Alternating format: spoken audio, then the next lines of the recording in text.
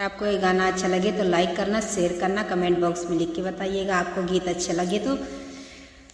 अखियाँ नींद से भरल रजऊ कहाँ रहा, अखियाँ नींद से भरल रजऊ कहाँ रहा, रजऊ कहाँ रहा, बलमू कहाँ रहा, रजऊ कहाँ रहा, बलमू कहाँ रहा, अखियाँ नींद से भरल रजऊ कहाँ रहा, अखियाँ नींद से भरल रजऊ कहाँ रहा।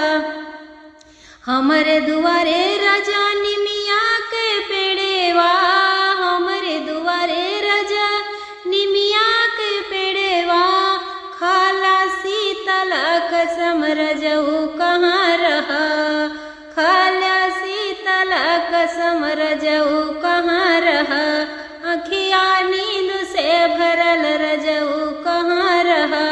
कवन सवतिया तोहर मारल मतिया, कवन सवतिया तोहर मारल मतिया, कवन सवतिया तोहर मारल मतिया, खाला मेहरी कसम रजऊ कहाँ रहा, खाला मेहरी कसम रजऊ कहाँ रहा, अखियाँ नींद से भरल रजऊ कहाँ रहा।